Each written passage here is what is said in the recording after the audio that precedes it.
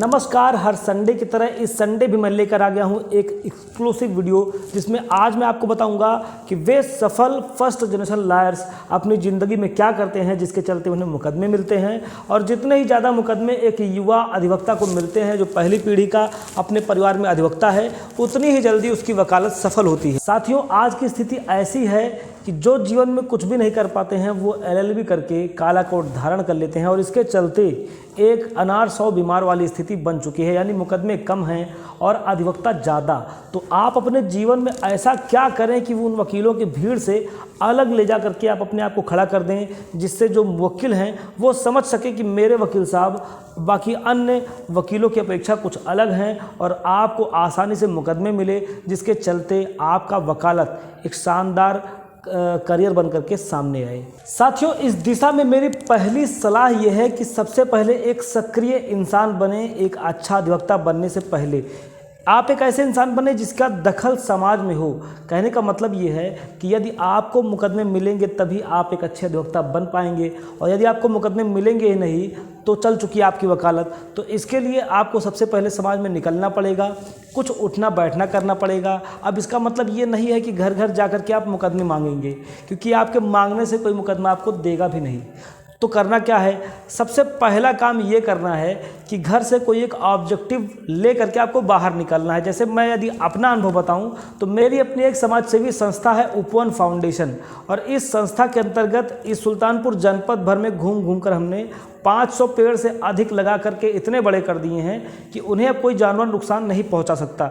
इसके कुछ वीडियोस भी मैंने बनाए हैं। हालांकि इस चैनल पर मैंने सिर्फ एक वीडियो डाला है पिछले संडे को, जा करके उसमें भी आप देख सकते हैं, जिसमें हमने एक फ्रेंडली क्रिकेट मैच खेला और एक प्यारा सा पेड़ लगा करके हम उस ग्राम सभा के अंदर आए हैं जहाँ पर 40-50 लोग इकट्ठा हुए। यानी आप एक सक्रिय इंसान की तरह के समाज में निकल करके आप कुछ अच्छे काम करिए जिसके चलते लोग आपको जानें, और जब आपको लोग जानेंगे तो उसी में से आपके पास लोग काम को लेकर भी आएंगे। जो लोग आपको जानेंगे वही लोग आपको मुकदमे देंगे। अब इसमें एक सहयोग मैं आपका कर सकता हूं और एक सहयोग आप मेरा कर सकते हैं। एक अच्छा वकील बिना अपने फ़ायदे के कोई काम नहीं करता। तो आपका सहयोग मैं इस तरीके से कर सकता हूं कि आप उपवन फाउंडेशन संस्था के बैनर के नीचे आप अपने ज़िले में कोई कार्यक्रम कर सकते हैं, जिसके लिए हम आपकी फाइनेंशियल हेल्प करेंगे, और आप 10, 20, 25, 50 लोग को इकट्ठा करके ब्लड डोनेशन कैंप जैसा, या कि आप पेड़ लगाना चाहें तो पेड़ लगा सकते हैं, और हमारी एक यूनिट बन जाया करेगी। और यदि आपके ज़िले के कुछ मुकदमे मेरे पास आएंगे तो मैं आपके पास ट्रांसफ़र कर दूंगा, और आपके ज़िले में यदि सुल्तानपुर से जुड़े कोई मुकदमे आते हैं तो आप मेरे पास ट्रांसफ़र कर सकते हैं। इस तरीके से हम लोग एक चेन बना सकते हैं, एक लिंक बना सकते हैं। तो सबसे पहली एडवाइस मेरी ये है कि कृपया सक्रिय रहें और ज़्यादा से ज़्यादा घर से बाहर निकलें और कुछ ऐसे काम करें जिसके चलते लोगों की निगाह में आप एक सक्रिय इंसान की भूमिका में रहें। साथियों, एक अच्छा अधिवक्ता बनने के लिए सबसे पहले आपको अपनी आंख और कान को खुला रखना पड़ेगा।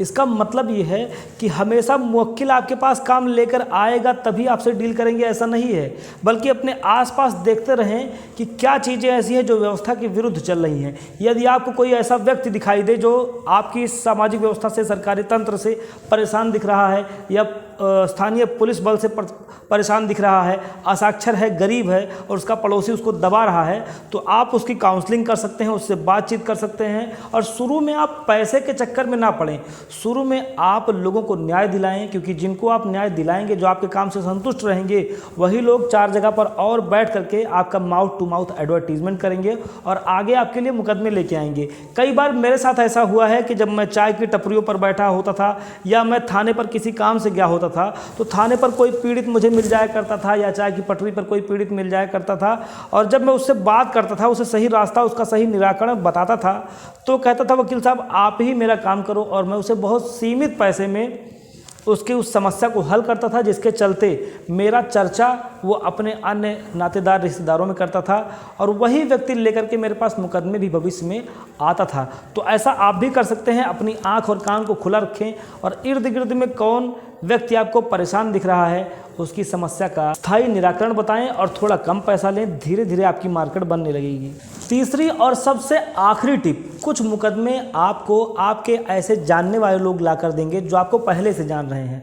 तो उन मुकदमों में बहुत ज़्यादा पैसे के चक्कर में मत पड़िए, बल्कि सीमित पैसा लीजिए और उसी सीमित पैसे में ऐसी पैरवी करिए उस मुकदमे में कि जो व्यक्ति, जो क्लाइंट आपसे जुड़ा हुआ है, वो संतुष्ट हो जाए। यदि क्लाइंट संतुष्ट रहेगा आपसे तो वो भविष्य में आपके लिए दर्जनों मुकदमे लेकर के आएगा। साथियों, एक अच्छा अधिवक्ता अपने मुवक्किल के लिए कोर्ट में कट मरता है। तो यदि आप ईमानदारी से अपने मुवक्किल के लिए कम पैसे में, सीमित पैसे में काम करेंगे तो वो 4 जगह पर बैठ करके आपका प्रचार करेगा और भविष्य में आपके लिए दर्जनों मुकदमे लेकर आएगा, यदि आपका मुवक्किल आपसे संतुष्ट है तो ऑल इन ऑल ये 3 काम ऐसे हैं जिनको करके आप एक सफल एडवोकेसी करियर को बिल्ड कर सकते हैं। यदि आप हमें कोई सलाह या सुझाव देना चाहें तो कमेंट बॉक्स में मुझे सुझाव दे सकते हैं। व्यक्तिगत कोई क्वेरी है तो नंबर मेरा फ्लैश हो रहा होगा स्क्रीन पर, आप मुझसे कांटेक्ट कर सकते हैं।